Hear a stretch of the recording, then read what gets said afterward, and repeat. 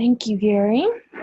Welcome, everyone. If you could follow Lisa's example for Ada and write down anyone who's with you so that we have a full participant list. We do want to be able to report to OSEP who has participated, what types of roles you have. If you are here as a parent, please write that down. If you are here as a community advocate, please write that down. And certainly, you know, if you're in a district, we would love to have you mention that too. Other names, and a lot of your names we recognize and we know your roles, but if you suspect that we don't know your role, please share that along with your name and anyone else who may be in the room with you. So this is our fifth scheduled stakeholder meeting from related to our state systemic improvement plan. We are holding stakeholder meetings across the state. We held 2 in Tulsa. The 2 in Duncan/Lawton area we had to cancel because of bad weather last week. Yesterday we held a couple in Oklahoma City. We had one in the afternoon and we had 5 folks there, and the one in the evening we canceled because no one showed. So we are glad that so many of you are on the webinar this morning so that we can get more input from you about moving forward with our state systemic improvement plan. So today we're going to do some, these slides, just to let you all know, are the slides we use for our in-person meetings. So some of them will make more sense from an in-person perspective, like this one where we talk about introductions. Let me give my name real quick, and then as you write down your list, hopefully everyone else can see who, let's see. Yeah, if you can share all the information, all panelists and attendees, when you write that in there, that would be great so that everyone else can see who's also on your list and who's participating. That would be fantastic. But so introductions, my name is Ginger Elliott-Teague. I'm Director of Data Analysis for Special Education for the State Department of Ed. And along with Angela Kwok, who's also in the room with me, we have been leading the Part B SSIP for the past few years. And we are moving forward with changing our state systemic improvement plan. So that's the purpose of the meeting. We're going to talk a little bit about the history of the SSIP, where it came from, what it's doing, and why it was developed, and then why we are meeting at this time of the year to talk about it. We will be doing some data analysis and review as part of the requirements for the meeting, an infrastructure review, and then have some discussion as best we can about selecting a new state identified measurable result, and then conclude the meeting. When we've had the in-person meetings, they have taken at least 1.5 hours to 2 hours. So we hope you settle in and are ready for that. The online meeting will probably be shorter simply because we won't be breaking into small groups for discussion purposes, but we will do that as best we can on chat. So again, if you can introduce yourself in the chat box, sharing who you are and your role, and then share that with all panelists and attendees so that everyone can see that information, that would be great. And as you enter your chat, your questions, your information, if you can share that with all attendees, that would be great so everyone can see your comments, your thoughts, and your questions. Okay, so a few, I'm gonna have to, let's see. There we go. A few key acronyms. So we talk about the SSIP, that is the State Systemic Improvement Plan. The intent of this was developed about 6 to 7 years ago by the Office of Special Education Programs at the Federal Department of Education. And the intent for that was to help states implement deliberate plans to improve outcomes for students with disabilities and their peers. Okay, so each state has one of these, a State Systemic Improvement Plan. Everyone had to develop one for reporting purposes starting in 2014, and they were supposed to conclude this past fiscal year. OSEP has extended the annual performance report, which is a requirement that states submit annually. And through that extension, they have extended the SSIP also for most states. States have the choice of not extending their current SSIP and starting over, and that is what Oklahoma is doing. We planned our current plan to end as of December 2019, and that is what we decided to do rather than extending it. So some states were comfortable with extending theirs, we were not. So we are starting over.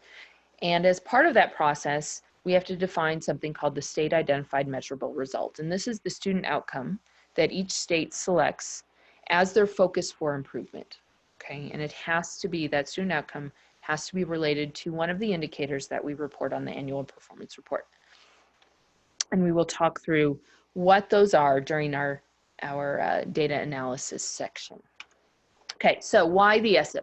So for a very long time, as you know, OSEP, the Office of Special Ed Programs, has focused on, well, their job is to ensure oversight of the implementation of IDEA, the Individuals with Disabilities in Education Act. And they, for a very long time, focused almost exclusively on compliance. So there's two parts to IDEA in that IDEA defines as critical areas of improvement for districts and states. One of those is compliance with requirements. The other is student outcomes, and student outcomes actually comes first in the legislation, but it was neglected for a long time. So as you know, here at the state level, we have included results-based accountability and results measurement in our determinations. We did that because OSEP has included results and outcomes in their measures for students with disabilities. So this is a shifting focus for OSEP and states to move not away from compliance, but to say how can states refocus their attention on outcomes, on student results. So that's at all levels. At the national level, OSEP focuses on this and requires states to do so. Because states are focusing on it, they have required districts to do so, and districts naturally should be asking their schools and their sites to focus on student outcomes. And it is a shift, we recognize that, but it is an important one, mainly because while compliance has improved over time, results has not. Okay, so student results have not improved to the degree that compliance has. And that's of concern to OSEP, and it's of concern to states. And that is why OSEP decided to implement the state systemic improvement plan process. So rather than thinking, so in the past, and some of you may know this, states have produced something called the SPP, the State Performance Plan, that accompanied the annual performance report. So we often talk about the SPP APR. You may have heard that language, that acronym. But the State Performance Plan was something that states would write annually and rewrite every 3 years with ideas for how they can improve every single indicator that they had to report. Rather than continuing to do that, which did not apparently work very well from OSEP's perspective, they switched to the SSIP and thinking about a deliberate, long-term, intensive plan on one particular focus area to push for improvement at the state level and across districts. So that's sort of the shift in focus. So away from a lot of plans to one intensive plan. And that's because, and this is a slide that is still true, though it originally came from the information produced about the SSIP 6 years ago, that states are not seeing the outcomes they want to see. So children are not coming to kindergarten prepared to learn, or not all of them. It is improving. Achievement gaps still exist between students with disabilities and their general education peers. Students are still dropping out of school because they are not getting the education that they need, or for other reasons that schools may or may not be able to ameliorate. And many students with disabilities are not graduating college and career ready, okay, or not graduating at all. So those are some of the results that spurred OSEP to push for the state systemic improvement plan. Their goal, of course, is results with a focus on whole systems change. So outcomes have to be improved, but the state must also, all states must also think about infrastructure improvement. And how can we improve general supervision systems, and we'll talk about what that is in the second half of the presentation, to improve implementation of requirements to improve outcomes. So it's that whole system perspective of not just let's tweak something over here and try to get a little bit better results, but how can we change as much as possible to, in the long term, produce sustainable outcomes at the student level. So at any time, if you have questions, feel free to share those in the chat box. And I will definitely stop to answer those. You know, at the in-person meetings, we have a easy-going sort of stop and start and ask questions and continue. And this is not supposed to be just, certainly not a lecture by any stretch of the imagination, but the idea is to give you the information that you need to help us move forward with the new SSIP.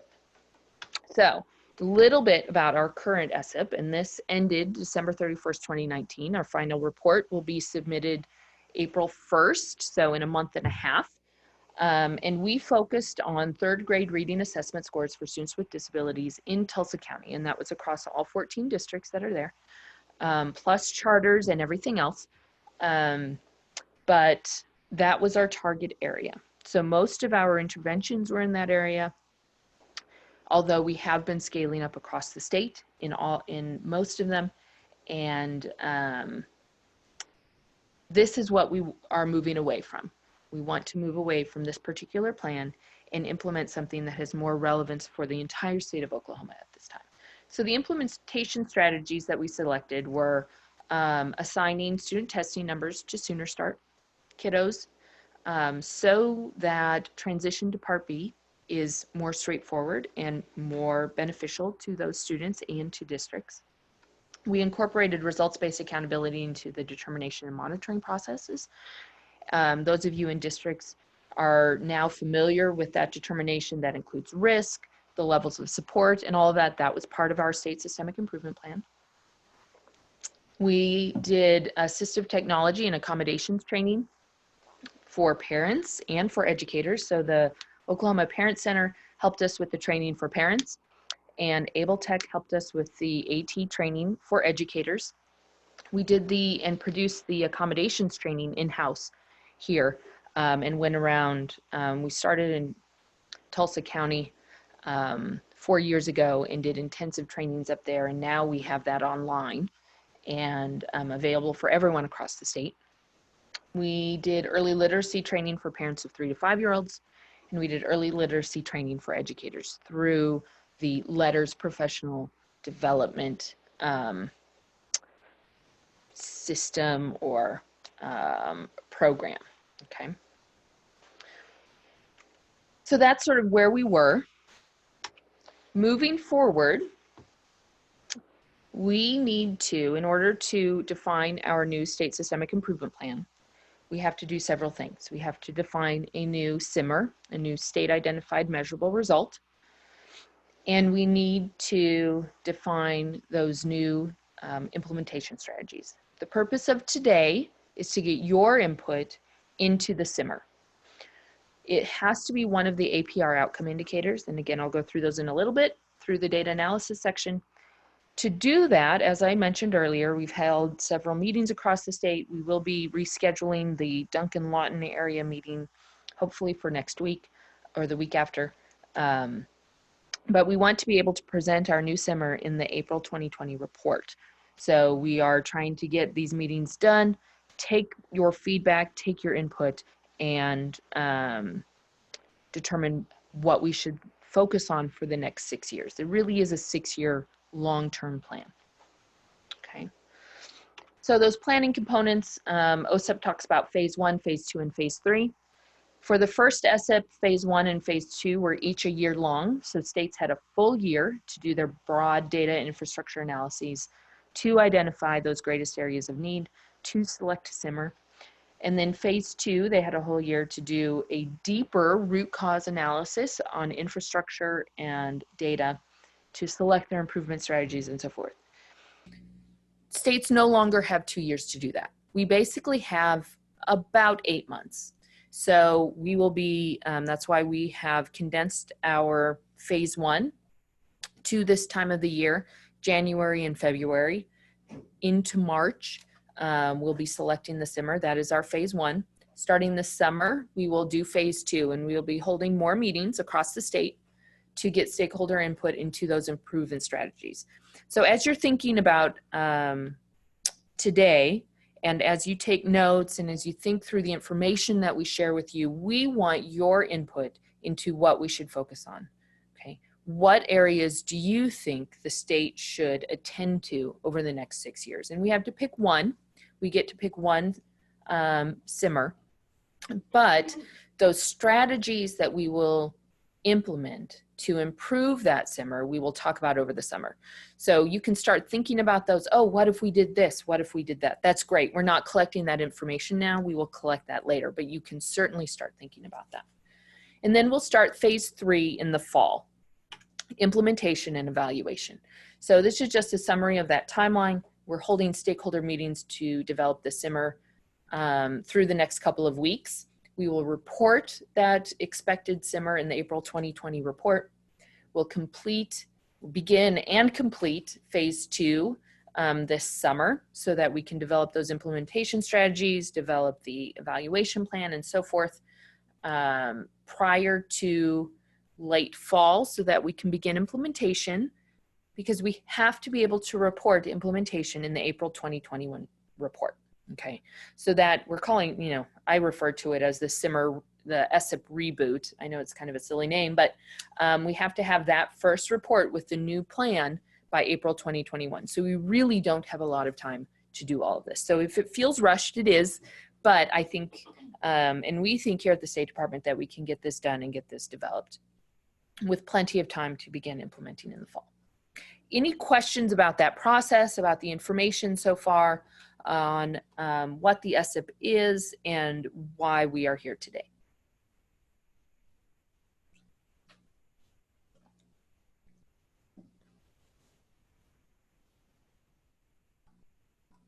No? Okay. So this next slide is helpful for seeing and understanding how all of the annual performance report indicators link together. So the numbers showing on this particular, it's actually a handout and we can send it to those of you who are interested, but the numbers listed here is the number of the APR indicator. So when we talk about indicator 1, that is graduation. When we talk about indicator 2, that's dropout and so forth. Okay, so just to give a little bit of information about this slide, the black box down at the bottom is the societal context, if you will. So it includes overall social, technology, economics, the political system, environment, social issues, so forth. And that sort of frames what we can do in education broadly, okay? Those are things that are really mostly outside of our control, but that certainly have an impact on what we do and how we do it. The gray box above that is our internal infrastructure, the state infrastructure. So the governance, fiscal aspects, the standards we hold ourselves to and our students to, our professional development systems, data, technical assistance, and so forth, okay? That we do have control over, and those are the infrastructure things that we can change as part of this process. The purple boxes, Part C services and Gen Ed, are naturally our education system, okay? And those, of course, define everything else.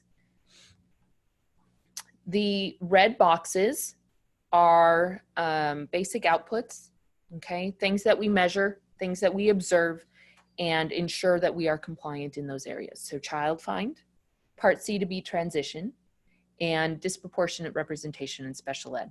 Okay, so we need to make sure that we are compliant in those areas and that we are serving students well on those issues.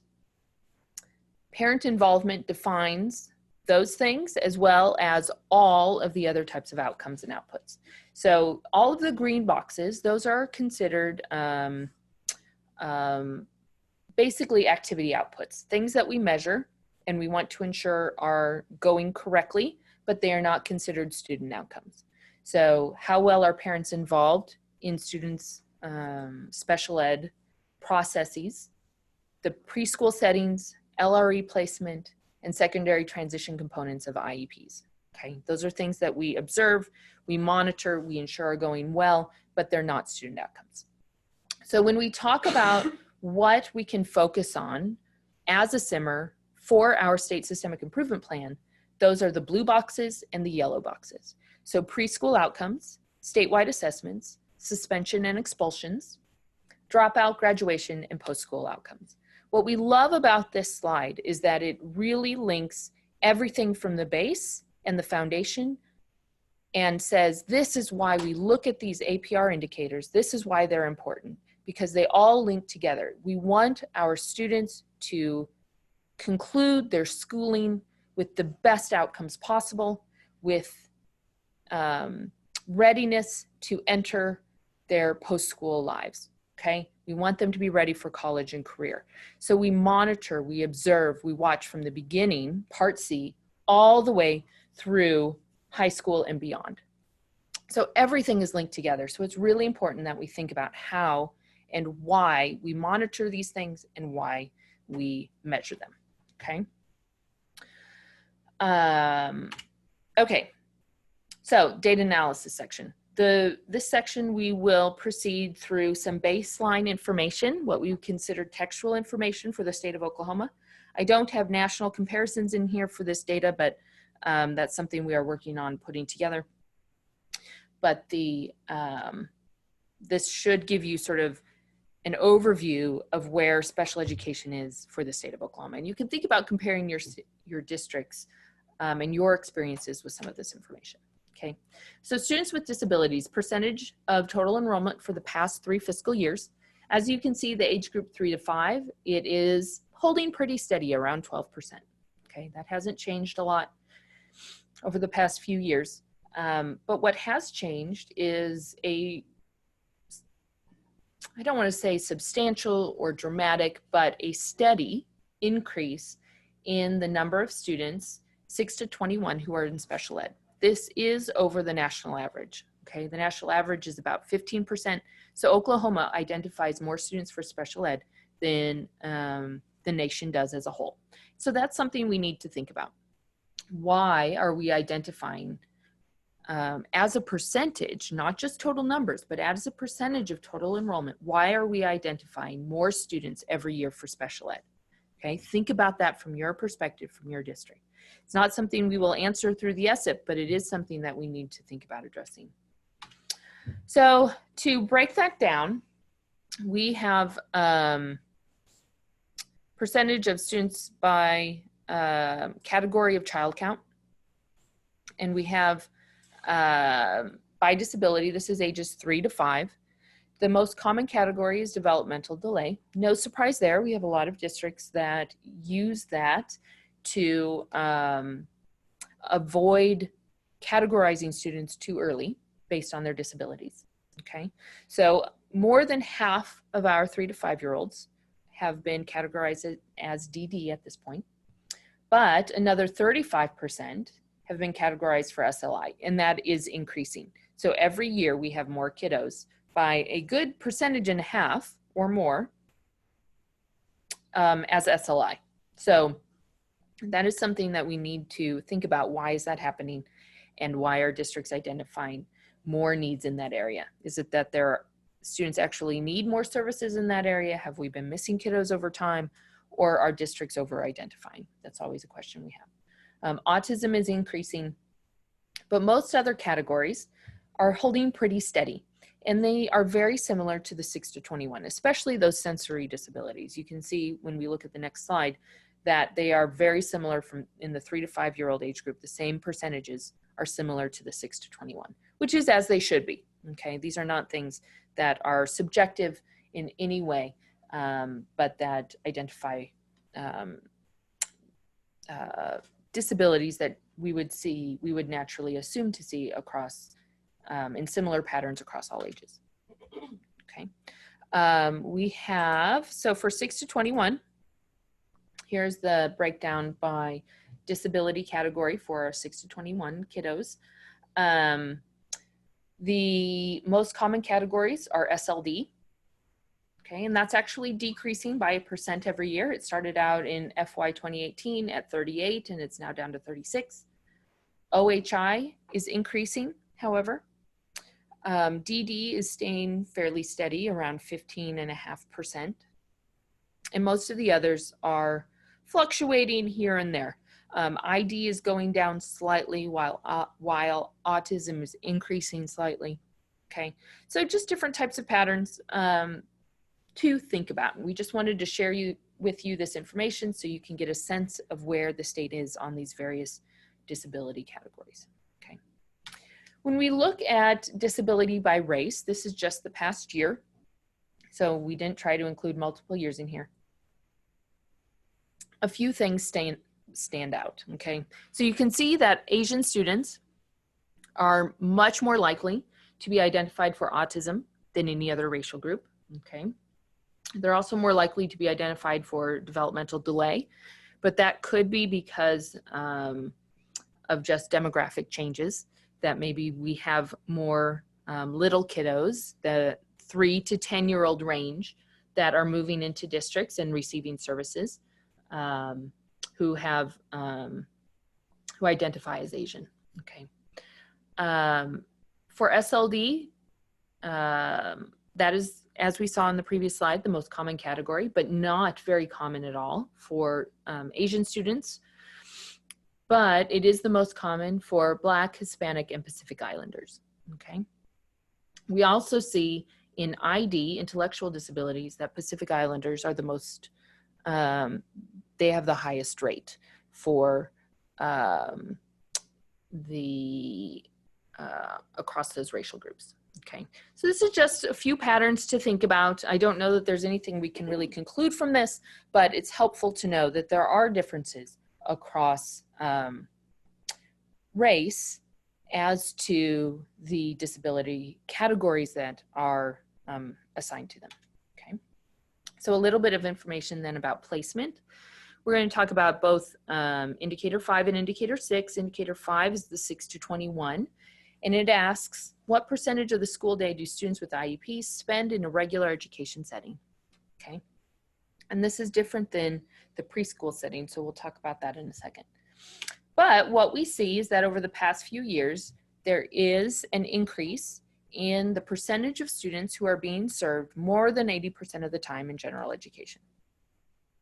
Yes, data is based just on primary disability for those graphs.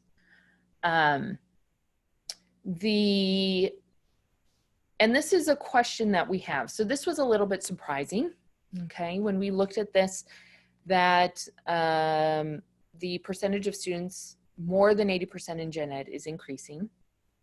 There are a number of reasons for this that could be possible, and in your own districts you may know whether one is more accurate than the other. It could be that districts are doing a better job of inclusion. Okay, that's certainly a possibility. It may also be that districts are losing special ed teachers and special ed resource areas, so they are forced to include students in the general education setting, whether it's the best placement or not. Okay, so there are a few sides to this that we need to think about, but it is a trend in Oklahoma. Okay. And here it is by race, and this is interesting. There are slight variations based on race. As you can see from this graph, if you look at the light purple, the middle category in here, Native American students are more likely than any other racial group to be 80% or more in general education, okay? That could be because of where they live, the districts, you know, it could be a variety of factors, but they are the least likely. The percentage of Native Americans who are in less than 40% in gen ed is the lowest of any racial group, okay? It's down near, 5%, 6 or 5%. Whereas Asian students have the highest rate of being less than 40% in gen ed, which, thinking about the link to autism, could be you know, related to that. We also see that Pacific Islanders have a high percent of, or a high likelihood of being in less than 40% of gen ed, okay? Those two groups are the most likely to be separated from their general education peers. We also see that Black students and Pacific Islanders have the lowest rates of being in general education more than 80% of the time, okay? So they are down below, well, they're about 55, 60%, whereas other groups are closer to 65 or 70%. So it's just a trend there to think about and to possibly explore in your districts, okay? Then we'll look at early childhood environment. This asks a different question. So indicator 5 asks, where do students receive the majority of their education? Indicator 6 asks, where do our 3 to 6 year olds receive the majority of their services? Okay, so regardless of whether or not they are in a regular ed program, where are services provided? So typically we talk about two options. We talk about services in the classroom or services in other locations.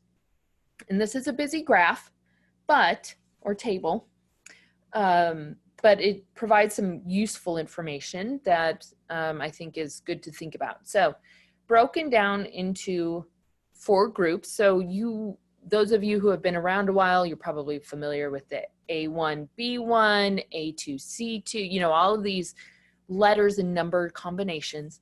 This is breaking that down without those letter number combinations. So if let's say you have kiddos in your district, 3 to 5 year olds who are in a preschool program and they come to your district, you know, every morning for a few hours, or they're there for a full day pre-K program or something, then they would fall in that top category. In regular ed program, at least 10 hours a week. The question then is, where do they receive their services? Do they receive the majority of their services in the classroom, or do they receive the majority of their services in another location? And as you can see, within that group who attends pre-K, either at the district or in private pre-K or something else, the majority of students receive services in another location. And as you think about the distribution of disabilities for that age group, as you saw, DD was the most common, but SLI was the second most common disability category identified. What are districts most likely to do? You're most likely to pull those kids who need speech services out of the classroom to provide those services. So those services are provided in another location. And that is not necessarily a bad thing. It's just what we report, that services are provided in other locations. So I know some of you worry about that on your district data profiles and so forth, but we just reflect the numbers back to you. It is not, you know, you provide services where you deem is most necessary and most beneficial for those students. So that may be in the classroom, it may be in other locations, and that's okay. I also wanted to highlight that first row under attends only special ed program. So this would be kiddos who are served in a separate special ed class, and we have about 16% every year of 3 to 5 year olds who attend only a special ed program and receive those services in a separate class, okay?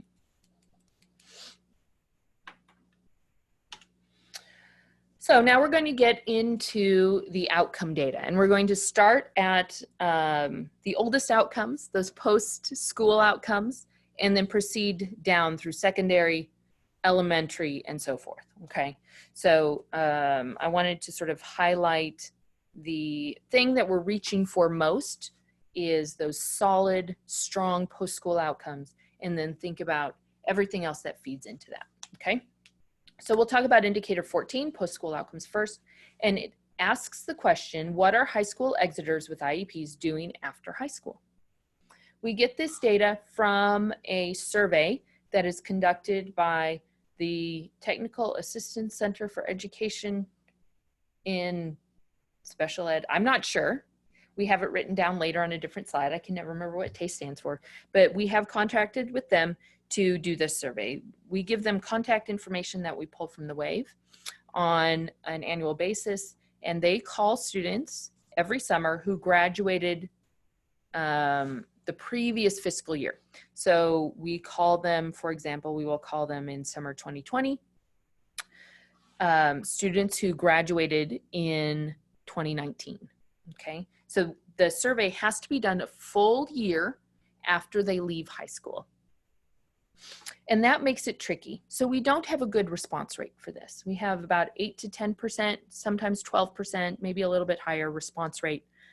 But the main problem is that we don't have good contact information. So not surprisingly, the contact information that a district puts in their student information system or the WAVE when a student leaves high school changes once they're out of high school.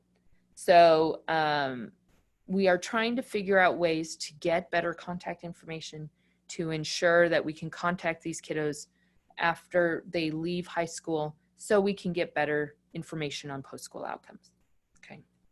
So the data I'm gonna show you is, you know, it's reliable for the students who respond to the survey, but we don't know if it's actually representative of all students in Oklahoma who leave high school. So indicator 14 has 3 parts. We have 14A, post-school, college, or university. Are they in higher ed? Of those students who responded to the survey, about 26.5% said that they are in a higher ed program, okay? So that's, you may think that's high, you may think that's low. It's definitely below our target. So for a very long time, we've had targets around 32%. We have not achieved that in the past 6 years. So this is one of those targets that we will likely change when we revise the APR next year. So that may be something that you think needs to be addressed. As we go through all of this data, we'll only be talking about the outcomes data from now on. So as we talk about each student outcome, what we want from you is to think, gosh, that is something we really need to think about addressing. How can we improve that? We need to improve that. So think about those focus areas. How should we improve? What should we improve? Okay. So 14B then asks, and this is a cumulative, okay? So 14A is just higher ed, 14B is higher ed and or competitive employment. And this, Oklahoma, we're doing very well on this. We have about 57% of survey responders who say that they were in higher ed and or are competitively employed, okay? So this is actually decreasing over time, which is a little bit of concern and something we may need to think about, but we have been above our target for years and years, okay? So historically, 65, 60%, we're now down to 57%, but that is still above target, okay? So that's great. That means that almost 60% of our students who leave high school are either in higher ed or competitive employment of the students who respond to the survey. Okay, so we know that there are a lot of students who don't respond. Then we have 14C. And 14C asks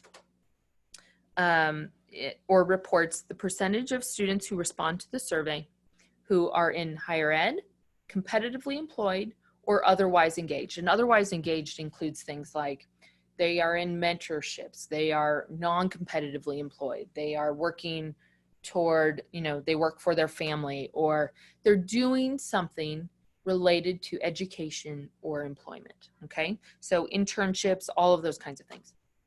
So we have 73% of students engaged in something. What that means is that we have about 26% of students who responded to the survey who are not doing anything related to higher ed or employment. And that, you know, is that high? Is that low? I don't know. It's just a number, but it may concern you or it may not. You may think that is fantastic that only 26% of our students who leave high school with an IEP are not working or not in higher ed. You may think that that is a terrible number. So that's what we want you to think about. What is your opinion on that? Is that something we need to work on or not? Okay. It has been dropping over time. We were up 2014, we were at 86%. So, you know, there are some concerns that we are not serving our students as well. But again, we don't know how truly representative this data is. So that is something that if you were to say that we should focus on indicator 14, post-school outcomes, one of the infrastructure improvements would be a solid effort to improve data collection for this indicator. So just as an example of how we can move forward with that. We do have some national data, but again, since this is not representative, it's hard to know if it's truly comparable. I did not put national data into the slides, and I don't necessarily recall each of these to give you that information, but that is something that we will put together. Okay, secondary outcomes. Indicators 1 and 2. So we have these in our determinations. You have this information on your district data profiles. The questions they ask are, for indicator 1, at what rate are special ed students, secondary students graduating? And that is per the 4-year cohort. So when they enter high school as a 9th grader, what is the rate of graduation within 4 years? Okay. Indicator 2 asks a different question, and it asks at what rate are special ed students dropping out of school in any given year, and it's the percent of total exits, okay, for that particular year. It is unrelated to graduation data. As you can see down below, the sources are completely different. So we rely on superintendent reports that LEA's districts send to us every year for graduation rate. It's actually calculated by the Office of Accountability, so we have no control over that data. Dropout rate we pull from Ed Plan, so that is something we control based on the exits that are entered into Ed Plan. So indicator 1, graduation. We have not met our graduation targets in years and years, okay? So back in 2013, targets were set at 85, 87%. For special ed graduation rates, we have been in the mid 70s since then, okay? So 74, 75, 76%, we're at 76.43 this year. This is one of those things that when we reset APR targets, we will almost definitely reset this target because we have had unrealistic expectations for a very long time for this indicator. But you may say, no, they're not unrealistic. We need to focus more attention on graduation. How can we bring that up? Okay. Typically, when you look at this, it is not that we have 24% of SPED students dropping out. It is that students are staying in school longer to meet their educational needs. So it's probably, you know, 1 in 5 students who start the cohort continue on past that 4-year graduation date, okay? With, you know, some of those students dropping out or other things like that. So this is just a comparison. So you can sort of see where we are with, where SPED students are with general ed population. We have a gap of about 8%. So gen ed students are graduating about 8% more, 83, 84% for statewide, and that is fairly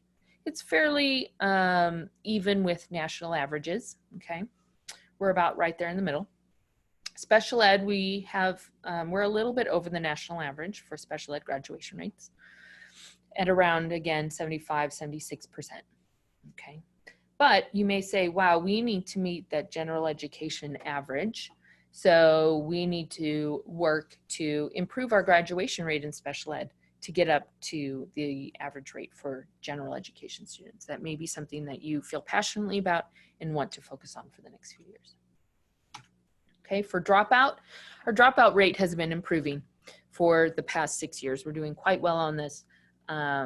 We were at around 20% for several years, and we've been dropping since. So 16, 14, we're now at 14.45. We are below our target as a state. So in general, we're doing quite well on this indicator. On an annual basis, we have about 14% of special ed students dropping out, and that includes repeat dropouts. So if a student drops out 1 year, they come back to school, you were able to convince them to come back, and then they drop out again, that student is counted multiple times every year. So it's a dropout every single year. So, you know, some percent of that is duplicate or repeat dropouts. It's not necessarily unique dropouts. So that's just the way we have to count that data. Okay, so another area, so we talked about post-school outcomes, we talked about those secondary outcomes, and we're going to talk about discipline, suspension, and expulsion. And this indicator 4, asks, are students with IEPs more or less likely than their peers to be suspended or expelled? Okay, we get this data from the data you submit, the discipline data you submit through EdPlan. States have two options when reporting this data. They can compare to their general education peers. So we can say, are students with IEPs more or less likely than their gen ed peers to be suspended? Or states can say, at a particular district, are those students with IEPs more or less likely than their peers around the state to be suspended or expelled? So in Oklahoma, we use the second method. So we compare districts to the averages across the state because we do not have solid, reliable, valid general education discipline data, okay? We have a lot of districts, and some of them are yours. We have a lot of districts that do not adequately report their discipline through their student information systems to the WAVE, okay? So we have to rely on you to input this data and share it with us for us to adequately monitor discipline trends in Oklahoma, okay? And that's why you submit that through EdPlan, because your student information systems are not necessarily doing it. So we want to improve that. That is an activity that we are working on, but it takes a lot of political will to force districts to work with their vendors to submit that data accurately. And we want that, but it's not going to happen in the immediate future, but we are hoping, you know, in the next few years that we can get that done.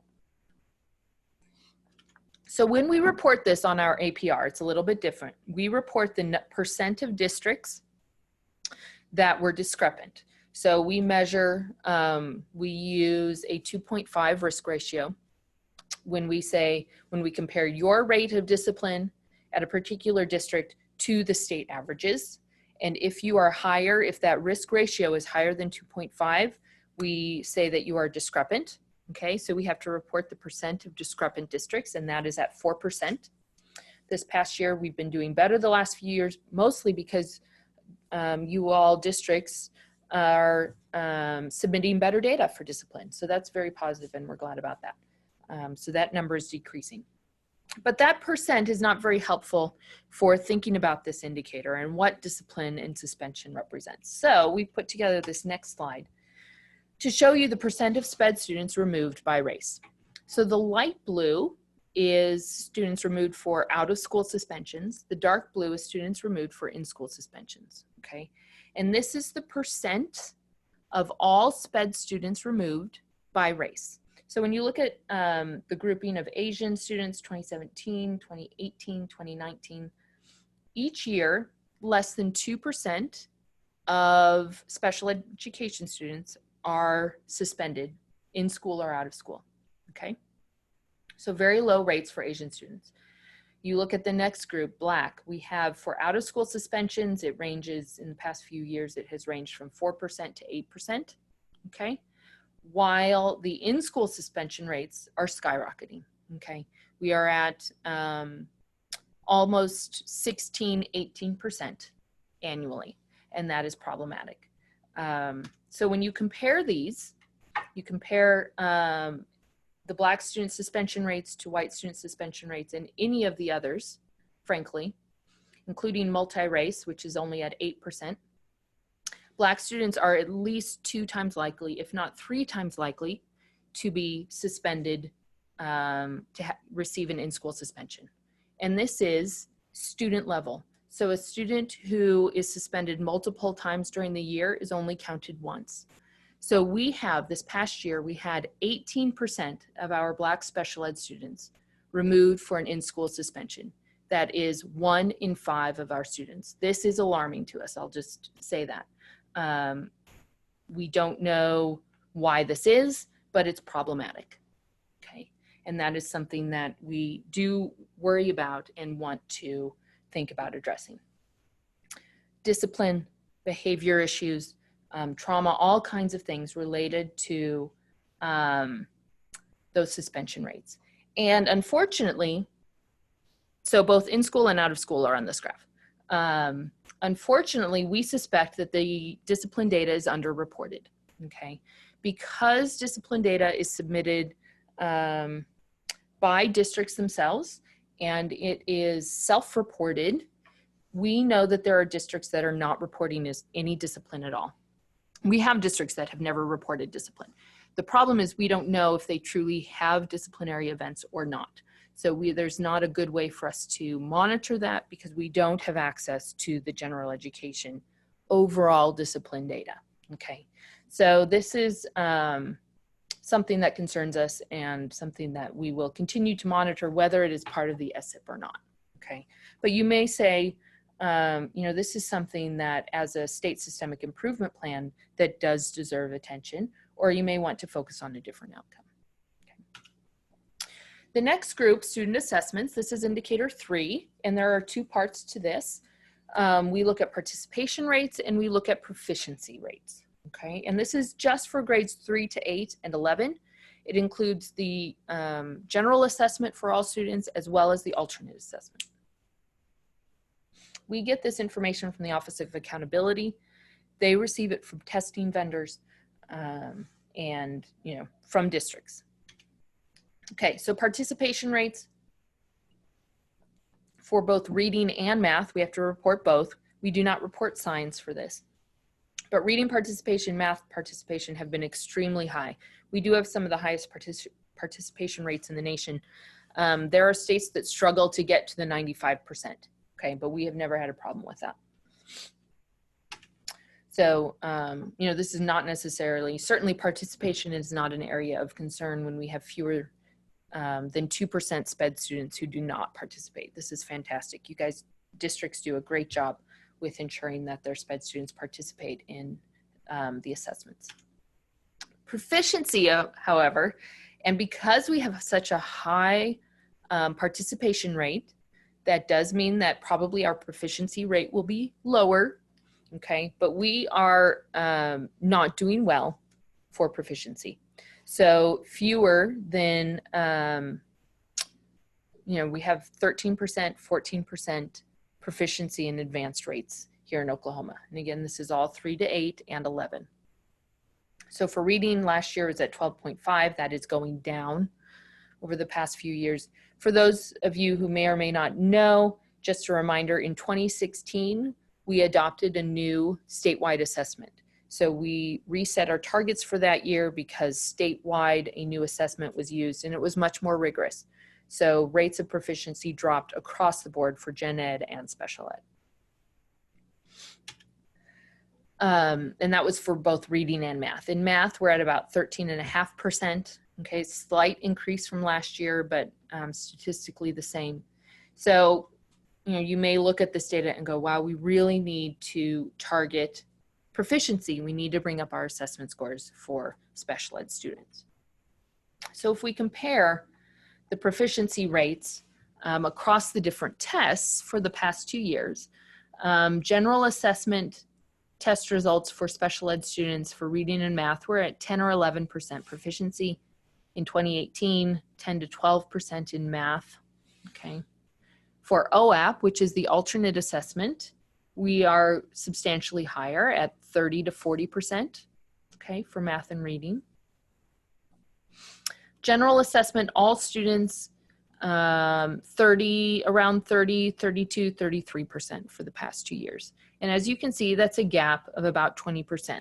And that's concerning. You know, why do we have such a big gap in special ed versus on the general assessment between special ed and all students.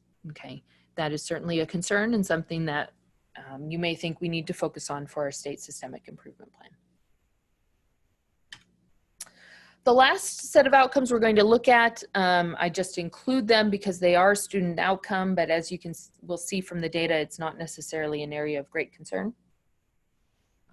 In Oklahoma, we have high outcomes as districts rate students who exit a preschool or early education program. It doesn't mean they're leaving special ed, it just means that 3 to 5-year-old age group, when they turn 6, they're given an early childhood outcome when they finish so that we can monitor improvement for that youngest age group. Okay, so it asks 2 questions. It asks, we have to report the rate of improvement. Okay, so OSEP talks about substantial improvement, so we have to monitor substantial improvement, and that's A1, B1, and C1. A2, B2, and C2 is the rate of peer level expectations. So how many students left or ended their early childhood programs within age expectations. Okay. So A is social emotional skills, B is knowledge and skills, C is behavior to meet needs. In that first 3 lines up above, those are the rates, that's A1, B1, C1, those are the rates of improvement. So as you can see over the past few years, we have had extremely high rates of improvement over time. So 92, 93% across all 3 outcomes. Our students are showing improvement from when they enter the program to when they end their early childhood program, okay? So not an area of concern at all. I think these rates are some of the highest in the nation. For the second group, A2, B2, and C2, again, that's the rate of peer level, okay? Also extremely high rates, 59, 60, 70%. So not an area of concern. The question, of course, is if we have students leaving the early childhood program, meeting with 60 or more % of students at peer level for their early childhood outcomes, do they need to continue in special ed? Okay. Are we overrating our kids? That's certainly a question I have in terms of data validity. Or do we have students in special education who do not actually need to be there because they are able to do everything they need to do? Okay. If they are peer level, then do they need special education? That's a question for another time, but certainly in terms of focusing on outcomes, this is not something that we would probably say needs substantial improvement through a state systemic improvement plan. Okay. So any questions about any of that data to this point?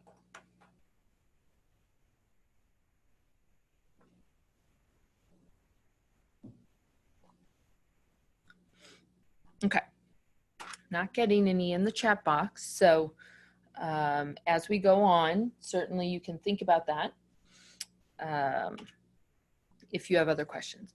So this next section, we're going to do an infrastructure review. So because OSEP is looking at whole systems change, it expects us to review the infrastructure with you as stakeholders. And our goal really is to help you think about, now that you know the outcome data for the past several years, and you may have started to build a sense of where you want to target and what you want to focus on. Then we look at the infrastructure and ask, what is going on already? What is happening that could improve these outcomes? Where can we build on what's happening? What is missing? Where are the gaps? So you may think, well, you know, you've heard about the ICAP, I'm sure, I hope. I can't remember what it stands for, but the plan for secondary students to finish their, to help them transition to career and college readiness, okay? That is something that the state is implementing statewide. And you may say, you know, that should help take care of or help improve graduation rates and dropout rates. Maybe we should build on that. What else can special ed do to improve that. Or you may say that's something that they can work on, but we need to focus on something else. So think about it from that perspective. We're going to share some of what we do internally, some of what the agency is doing to help you think about knowing what is going on, where should we focus? Okay, so a little bit about our internal structure. Some of you have seen these slides in the past, some of you haven't, but OSDE and IDEA talks about the general supervision system, and there are 8 components to that. So we'll talk through each of these, but it's the state performance plan, which doesn't really exist anymore, policies, procedures, and implementation, integrated monitoring, fiscal management, data, improvement, correction, incentives, and sanctions, effective dispute resolution, and then TA and PD. Okay, so we'll talk through briefly what we do as an agency, Office of Special Ed Services in each of those areas. Okay, so of course, an overview. The main purpose of our office is to monitor the implementation of IDEA. So to ensure that districts are supporting special ed related services programming for children and youth with disabilities ages 3 to 21. So that's compliance and results. Part C, of course, in Oklahoma, we call that Sooner Start, provides support for those birth to 3, infants and toddlers. And IDEA does cover both of those, and the Department of Ed covers both of those, fortunately. We do work together in that area. So the state performance plan, this has taken the form of the SSIP in recent years, as I mentioned. We do have, so outside of the SSIP, we do have improvement activities that we work on to improve indicator outcomes, compliance, and so forth outside of the SSIP. So we don't rely just on the SSIP for improvement activities. We do have a number of other things going on. We do believe in continuous improvement. We just don't necessarily write it down in the form of an SPP any longer, okay? But there are things we're doing at the state level to help districts improve in a variety of areas. Our policies, procedures, and implementation, we have these documents from our website. We have policies, the special ed policies, special ed handbook, process guide. Policies are things that are passed by the board, I believe, and our handbook is guidance on implementing IDEA and other things like that. We are working also on an eligibility and evaluation handbook that should be ready hopefully within a year. We're going to see a good draft of that this summer, I believe. It's something we've been working on for a long time, and we really want to get that ready because we get a lot of questions on that. So that will become something that we also share with the public in the next few months, hopefully. Integrated monitoring. So integrated monitoring looks at compliance and results and asks, how are we ensuring that districts are meeting their obligations towards students? So we have, and this we developed through the old SSIP, a differentiated monitoring process. We identify a result for each district based on an assessment of risk and determination. So those of you in districts are familiar with this. And what that result gives us, it tells us what level of support districts need. So it initiates a series of activities that the LEA, the district, must complete and to either reduce risk, to increase compliance, or to improve results. Okay, so we sort of target those 3 major areas through that monitoring process. We don't just rely on the differentiated monitoring process to monitor districts. We also have things like selective reviews. So if a call comes in or we see some concerns at the district level, either from parents or community members or the district itself, we may initiate a selective review to determine whether the district needs to adopt a corrective action plan or if we need to provide technical assistance or other things like that, okay? In terms of fiscal management, we do share funds from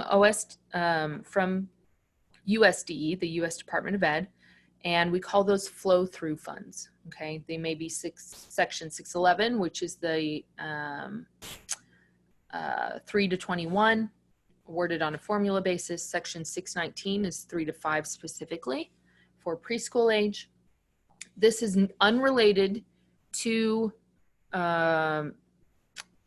child count and special ed weights, disabilities, things like that. That's state aid, okay? So state funding is separate from national funding. That comes from Department of Ed. We do flow through those funds, and it's based on a complicated allocation process that has to do with poverty rates and all sorts of things. So it's a major allocation, but that that is one of our primary functions, is to manage that money, oversee how it is spent, and ensure that it meets all obligations. Okay. We do have a number of tools and procedures to monitor that funding.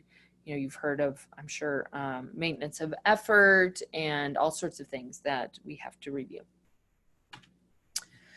In terms of data, we have 2 major data collection time periods that we collect data, and then we produce a variety of reports throughout the year. So we collect data through child count on October 1 annually, and at end of year, which is data related to the prior fiscal year, and that we collect on June 30th annually. Some states collect data throughout the year in a variety of tools and mechanisms. We only have those 2. Those are our 2 major ones. Though we do collect data through other sources like graduation and assessment. Those are outside of our office, but that is data that we use also. So specifically special ed data we collect in these 2 time periods. In terms of compliance, along with the differentiated monitoring process and selective monitoring, we have non-compliance reports and reviews that we have to do. We have complaints that we review. We do have to ensure per IDEA that districts meet the compliance requirements as defined by OSDE. Okay. As part of that process, we don't just want to apply sanctions. We would love to apply incentives too, but that is trickier. So we are working to find ways to recognize high achievers, to identify model districts and so forth, but that is a more difficult task than identifying districts that aren't doing well. So that is something we continue to work on.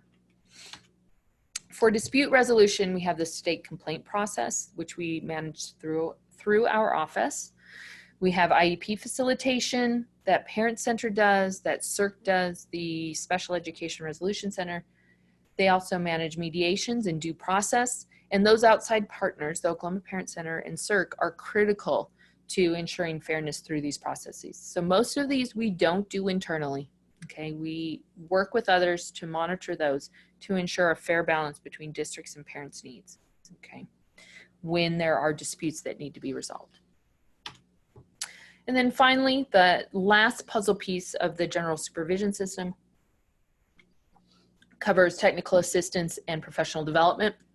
Technical assistance sort of addresses those universal needs, overall information, publications that we do, webinars that we do to provide general information about implementing IDEA, whereas professional development focuses on improving the skills and knowledge of teachers and administrators specifically. So we have online, we have in-person training on all sorts of topics. We have we're really developing a fairly comprehensive system for PD, and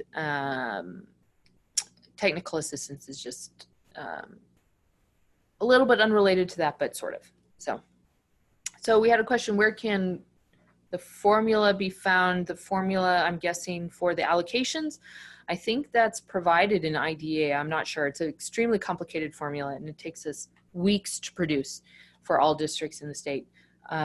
So it's, I'm not sure exactly what it is, but I do know that it's available somewhere. So the external structure, we are embedded within a federal and state system naturally.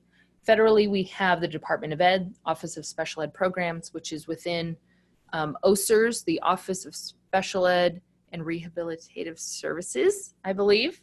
I know my acronyms more than I know what they stand for, but OSEP is the assigned agency to oversee the implementation of IDEA, the Individuals with Disabilities in Education Act. Federally, we are also governed by the Every Student Succeeds Act, ESSA, okay? Although that covers special ed less than some other federal programs and federal units in states. But we also have state policies and regulations. We have OSDE policies and program standards and plans that we are structured through. And we certainly have outside agency partnerships that we work with a lot of different agencies in the state, okay? And those partnerships are really valuable and important to ensuring that students with disabilities needs are met at the district level. Okay, so a little bit about Oklahoma's ESSA plan. If you go to our website, the State Department of Ed website, and you look up, it's called the EDGE plan, I believe, but the link is on this page. You can look that up. It's a long document, but it is the guiding force for programs change in offices across OSDE. And we've really started in the last year or so really implementing programs and plans to guide us toward our goals in the ESSA. And the mission statement for that is that Oklahoma will ensure each student has equitable access to a high quality public education that inspires deep learning and leads to success. And that is our special ed mission also, okay? Not specifically, but within special ed, we want to ensure that all students have the same outcomes. The overall goals that were identified in the ESSA plan are high goals, ideal goals, grandiose goals that we may or may not achieve, but we are working toward. So, you know, scoring among the top 20 highest performing states on the national assessment. Reduce the need for math and English language arts remediation after high school. Rank among the top 10 with the highest graduation rate for students. Okay, and you can read through the rest of those, but they are goals that the agency is working toward, and they are implementing several things in those areas. So as you can see, they align somewhat with our APR indicators, okay? Assessment scores, graduation outcomes, lower dropout rates, early childhood outcomes, ensuring that kiddos are ready for kindergarten, and so forth.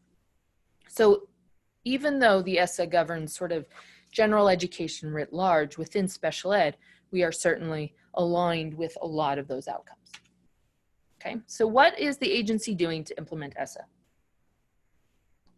We have a number of units in the offices in the agency. Hopefully you know of a lot of these. We have them on our website. But I just want to share a little bit about what each of these units is doing to implement ESSA. Okay, and these kinds of things you can sort of say, ooh, we should align with that. Or, oh, wow, that office is taking care of that, so we can focus on something else. So think about this information from that perspective. The Office of School Support is working with low-performing schools. Okay, they are implementing programs to help districts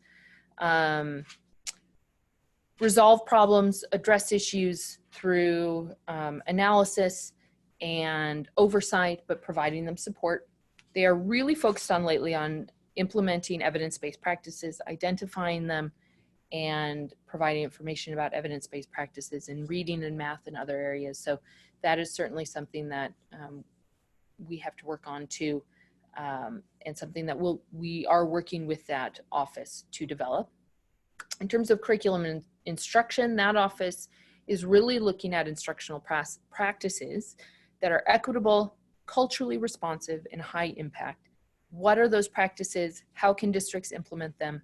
And how can we help support districts through that process? And that includes, sorry, I'm talking way too fast. That includes identifying and encouraging excellence in teaching. So how can we improve teachers? How can we help teachers be the best they can be to ensure that students have the best education they need? Office of Student Support is working on programs to help districts become more trauma-informed and responsive.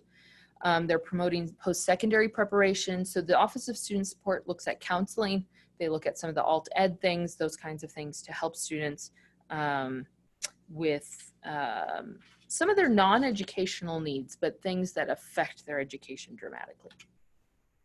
We have a new English Learners Office that is working on several projects to ensure that all students with English language learning needs are identified and served. So when students move from one district to another, does their EL status transfer with them? That is something we're working on ensuring will happen.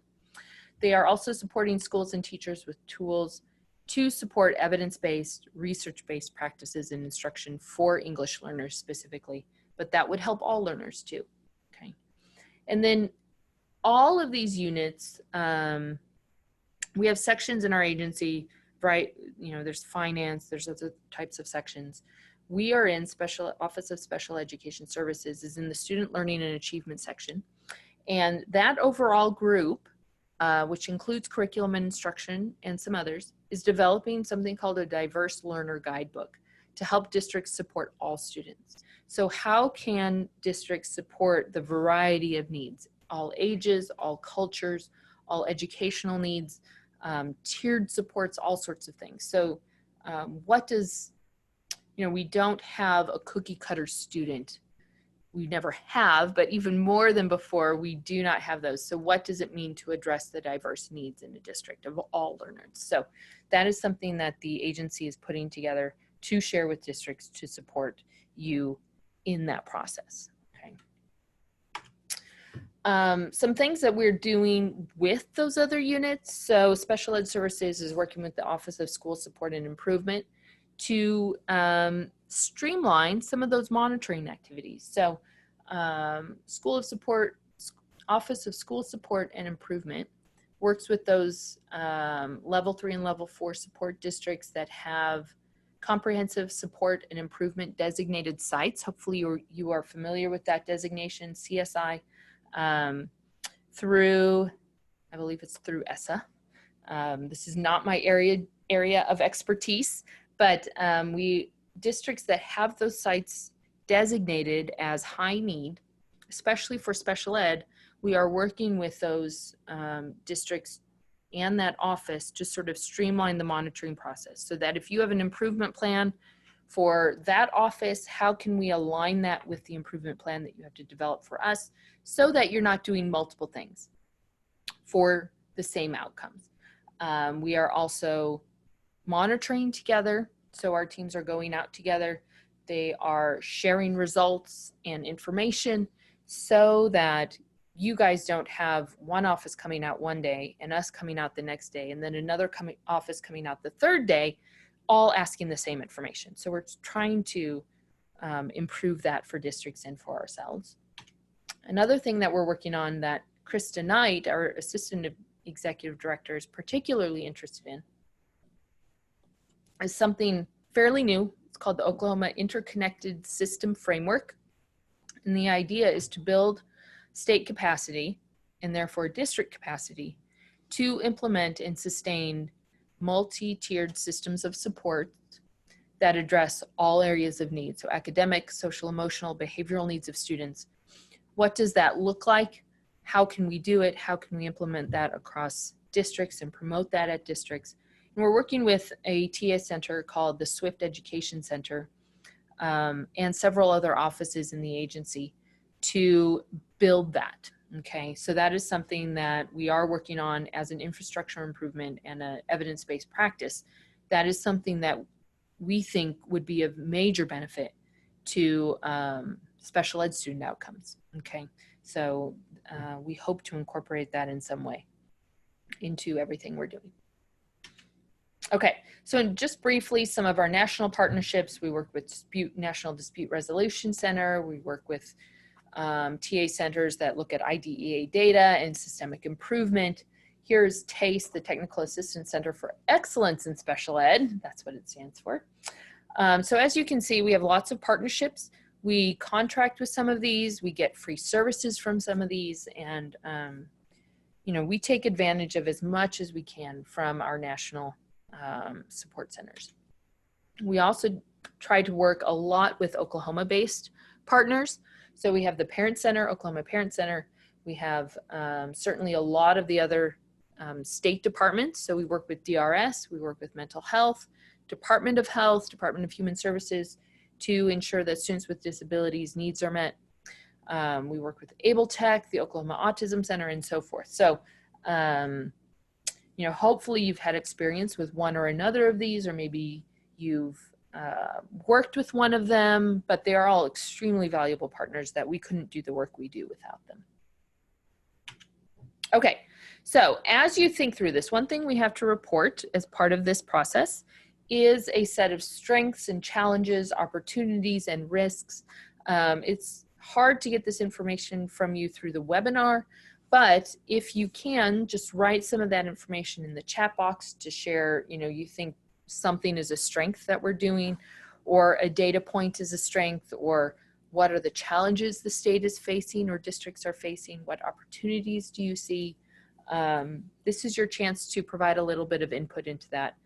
And we'll spend maybe 5 minutes or so, depending on how much you guys write, looking at these things, collecting that information, and then I will give you a chance to share more about what you think our state identified measurable results should be, okay? So please type in your messages. We would really appreciate that.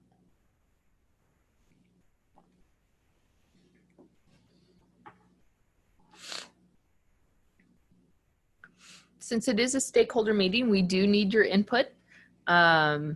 We're glad you're here listening to the conversation, but anything you can share with us, we want your opinions on all of this.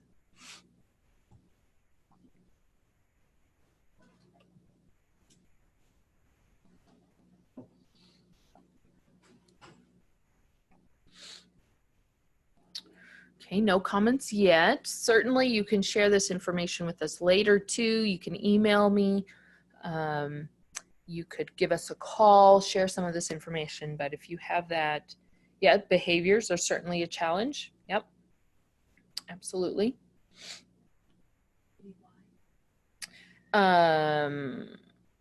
Schools have increasing numbers and levels of extreme behavior, but few behavior specialists that can help get these under control. Absolutely.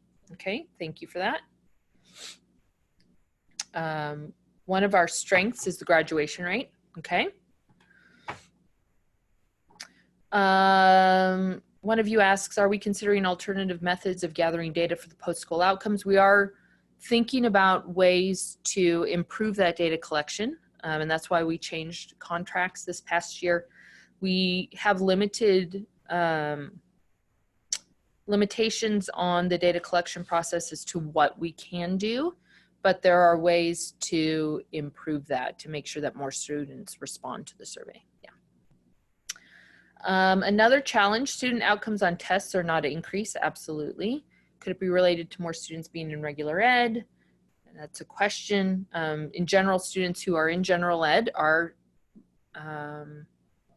have better outcomes. They have higher assessment scores in general. So that's, you know, depends on how you look at that. The tiered systems, absolutely. What can it mean for tiered systems to implement those? How do you help schools improve that are not tiered schools? That's a great question. That may be something that we need to look at and implement. Yes, so someone else said we lack resources for mental health issues. Someone else said, my concern is on indicator 1 secondary outcomes in students that graduate, but not in the 4-year cohort group. Absolutely. Okay. Someone else says one of our challenges is ICAP. Not challenges, one of our strengths is ICAP and the implementation of ICAP, definitely. It helps increase awareness of students and families as well as teachers. Thank you for that. Our partnerships are definitely a strength. Yes, thank you. Behavior as a challenge, absolutely. Frustration of students with disabilities taking gen ed assessments with same scoring expectations. You know, so speaking on that, our target is 14% for the state. As we think about that, that's just over 1 in 10. So we're only expecting 15% of special ed students to be proficient, and that's frankly quite low. and something that we think districts should be able to achieve. You know, you don't have, we don't expect 50% achievement proficiency. We don't expect 100% proficiency. We expect basically 2 out of 10. So that is something that we are not achieving, and something that certainly assessment would be an area that we could focus on, because it is a challenge. How do we help districts get to that rate of achievement? We have half of our districts that are doing fairly well. Someone else wrote, one of our opportunities, especially for our reading outcomes, would be to keep adding more and more science of reading and dyslexia trainings. Absolutely. I know both of my staff and gen ed teachers are always asking me for more resources, not just reading times, but what can we do? So those evidence-based practices, absolutely. How do we share information about evidence-based practices, and how do we help you implement those? Healthy Schools Department, should screeners for emotional health be required? Social emotional health, highly related to student outcomes, absolutely. Okay, so thinking about trauma, social emotional health, how is that related to absenteeism and discipline and behavior? All of those could be target areas, absolutely. Another challenge is the suspension and expulsion rates and variations. Variances within those, yes. Would OSS rates be affected by time spent in gen ed? That's something to investigate, absolutely. Yeah. Have we identified each of the 4 quadrants by the comments? Some of them, no one has mentioned any risks yet. Yeah, although, yeah, they're not necessarily, so you guys aren't necessarily writing which category that goes in, but some of their comments sort of link to that. Shortage of special ed teachers is a challenge, absolutely, just staff in general. Mental health, behavioral services support would help with many areas, always battling chronic absenteeism, disengaged parenting, okay, good challenges. The assessment of students who are significantly below grade level due to their disability, but too high for the OAP, okay, yep. General ed, so one thing we see over and over is core curriculum, okay? How can we improve core curriculum to ensure that all students have high quality instruction, and how can we provide academic and educational supports outside of special ed for struggling learners? So that question of struggling learners is a habitual one and universal question. So absolutely, you know, thinking about universal design for learning, targeted supports.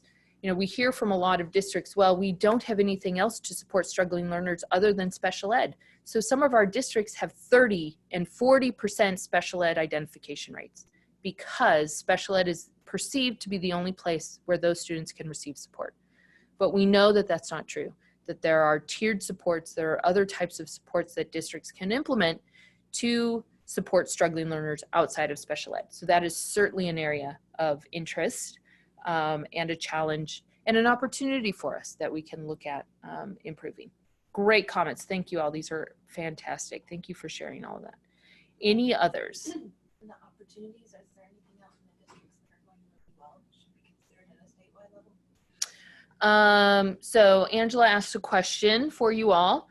You know, do you see any opportunities in your districts that you think other districts should implement? So what are some opportunities that you see that maybe at the state level we could promote and expand, that we could scale up statewide as opportunities for other districts? Feel free to share those too if you know of any.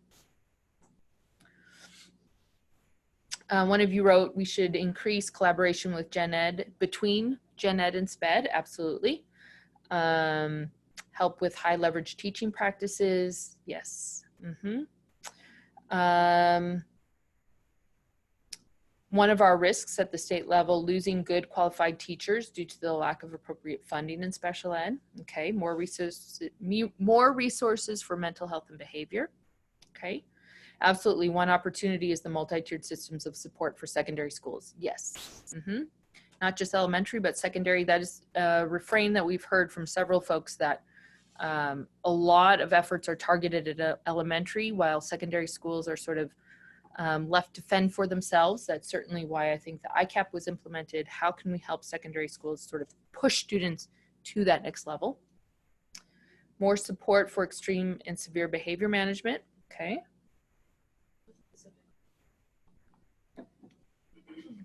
That's okay. Co-teaching. Okay. Co-teaching has been effective in increasing our percent of students in general education. Other opportunities, internships for juniors and seniors, online school programs for our students that are not alt ed, but that we manage in our districts. Okay.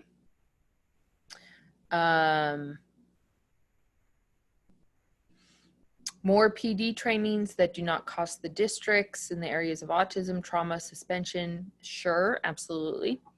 You know, we have like 5 people who can do these professional development trainings. So, you know, we have limited resources ourselves, but, you know, through the SSIP, it may be that we could dedicate funding to a particular topic. And that would be something that you may think, you know, this area is a major area of need and we need to devote more time and effort to PD in one of those areas. Absolutely.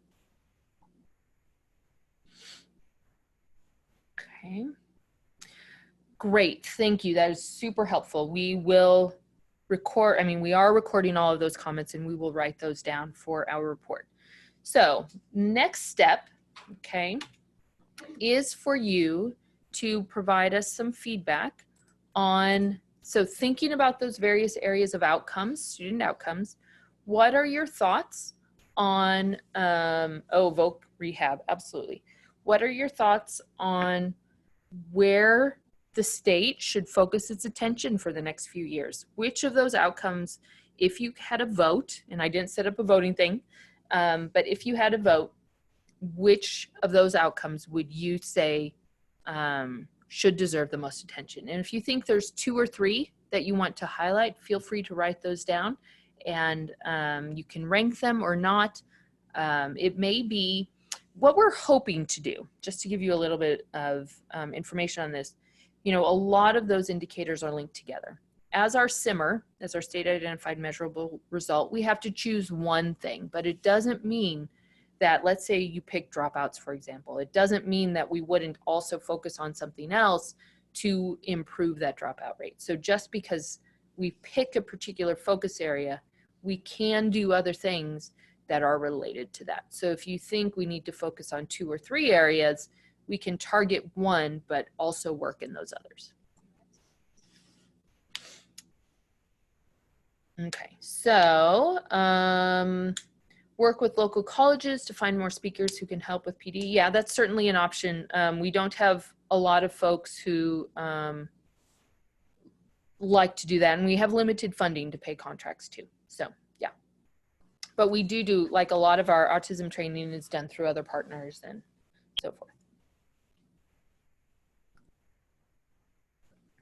We also have a lot of online trainings now that we've tried to do to build that professional development support.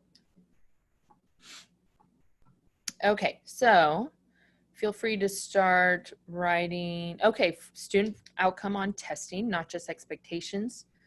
Required collaborations with general education. Okay, so assessment outcomes as one vote. Focus on indicator 3C still. Okay, so assessment outcomes. Now what this would mean, so let's say we pick assessment outcomes, whatever we choose as our target area, we would implement activities and programs either in particular districts or in particular regions or across the state, and we would expect district partnerships. So if we start implementing activities, that will mean districts will have to be involved. So just remember that little piece. Okay, assessment outcomes need to stay as part of the plan.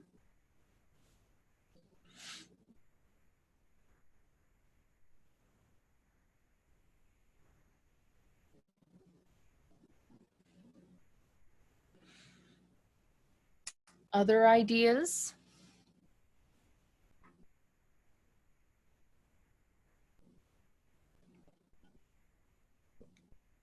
We are a small school and have an issue with disproportionality every year. If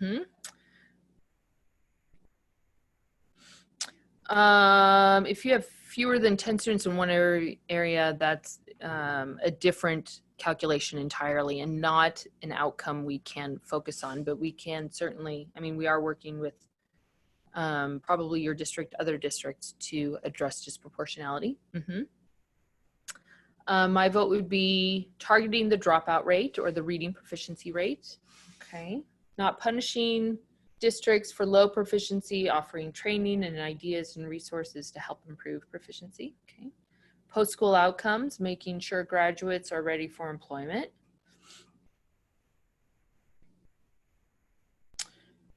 Question of measurement about indicator 3C, increasing a certain level at the student level. It's hard for us to do student level improvement for the indicator 3C in terms of how we can measure for districts, but that, you know, that is certainly a possibility. They do that on the report cards, but it's harder for us to do that in special ed.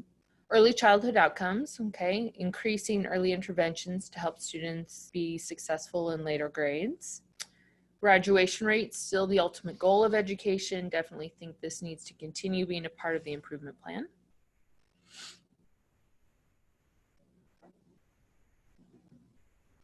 Okay, one of you wrote disproportionality hurts our small district every year, even though we test very few students on OEP. So it's unrelated to that. OEP is unrelated to disproportionality. Source of stress for our administration, absolutely. Dropout is an area to consider. Okay.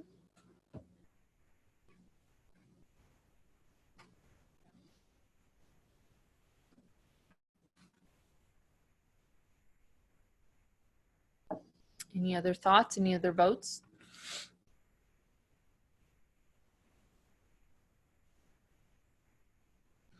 Anything you think we should not focus on? Do any of you have strong opinions about things you think do not need our attention at this time? Need to rethink the 4-year cohort graduation. That may be, but unfortunately the way we report that is how we have to report that at this time. But we agree it's certainly not necessarily the ideal measure for graduation. And that's why we have a target that is not 100%. If it were 100%, then we'd have the expectation that you graduate everyone within 4 years, but with a lower target rate, that means that we do not expect that. Concerned that students that are on the lower end of regular testing on indicator 3 may need a different target. Yeah, that's interesting. I doubt something we can do given how we have to define that, but it's an interesting idea. Need more training for, so assessment outcomes as another vote. We need more training for special ed teachers in specific subject areas. Okay. Student assessments, another vote for students assessments. Are we expecting students that do have dyslexia or other severe reading disabilities to perform on a state test that is not made in a way that they can be proficient? We believe they can be proficient. It's a matter of accommodations and other things that can be done to ensure that students are successful on their tests.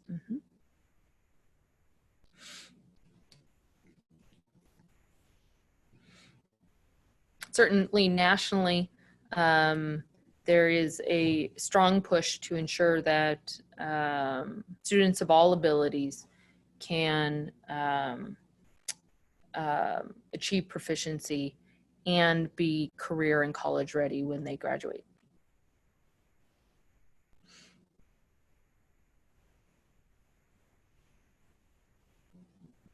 Other votes?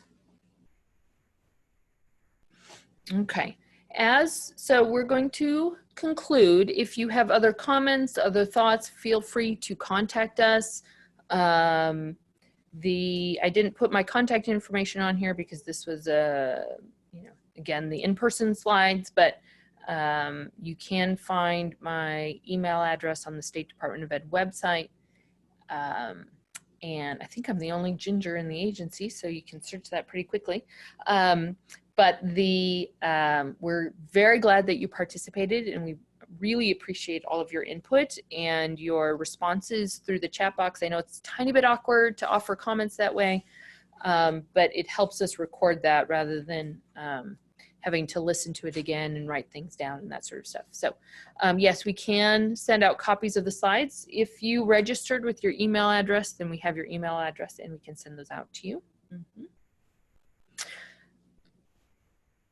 Okay.